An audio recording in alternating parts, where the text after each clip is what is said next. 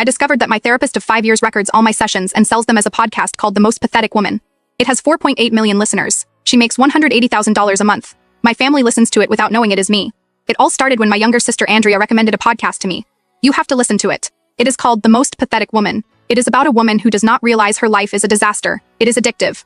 I did not want to listen. It sounded cruel. But 3 weeks later at a family lunch, my mom mentioned it. That podcast about the pathetic woman is incredible. Poor woman, so blind. My Aunt Laura laughed. I yell at the screen, "Wake up, you fool." My dad nodded. It is frustrating. I cannot stop listening to it. Everyone in my family was listening to it. That night, out of curiosity, I searched for the podcast on Spotify. The Most Pathetic Woman, Episode 1, published 4 years and 11 months ago. I froze. Exactly 5 years ago, I started therapy with Dr. Patricia Ruiz. The voice was Patricia's, but different, colder, more mocking. Hello, listeners. Welcome to the most fascinating case of my career. This woman, whom I will call M, is a perfect example of pathological self-deception. My stomach knotted up. She continued. She came to my office crying because her husband cheated on her. The pathetic part is that she thinks the problem is him. 5 years ago, my husband Carlos cheated on me. I told Patricia in my first session. I never told anyone else. I kept listening, trembling. The funny thing is that M does not understand that the real problem is her. She is so insecure, so needy, that she pushes men to look for something better. I felt nauseous. I had told Patricia I felt insecure after the infidelity.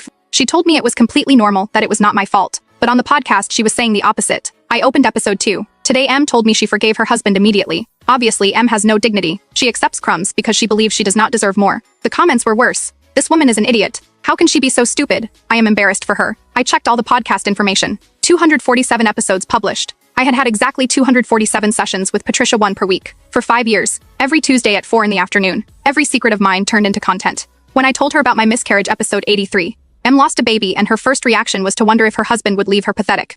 When I told her my sister stole $15,000 from me, episode 120, M is so weak. She cannot even confront her own sister. When I told her about my suicidal thoughts, episode 192, M threatened to kill herself again. Her favorite tactic to get attention. I never threatened to kill myself. I said that sometimes I did not want to wake up. It is completely different, but she twisted it. She turned it into something dramatic for the podcast. I checked the podcast numbers. 4.8 million subscribers. Each episode had 4 ads. I did the math. Patricia was making approximately $180,000 per month, over $2 million a year selling my pain. I found the document I signed at my first appointment 5 years ago. I authorized the recording of sessions for therapeutic and research purposes. Research. She used that word to justify everything. I texted my sister Andrea, "That podcast you recommended to me. How long have you been listening to it?" "Since episode 1, she replied. "Almost 5 years. It is my favorite podcast." I asked my mom the same thing. Also from the beginning. 5 years. My dad, 4 years. My best friend Lucia, 3 years. Everyone was listening to my deepest secrets without knowing it was me. Patricia changed small details. My husband is named Carlos. She called him Roberto. I am 34 years old. She said 37. I work as a designer. She said accountant. Enough so that no one would connect the dots. Everything else was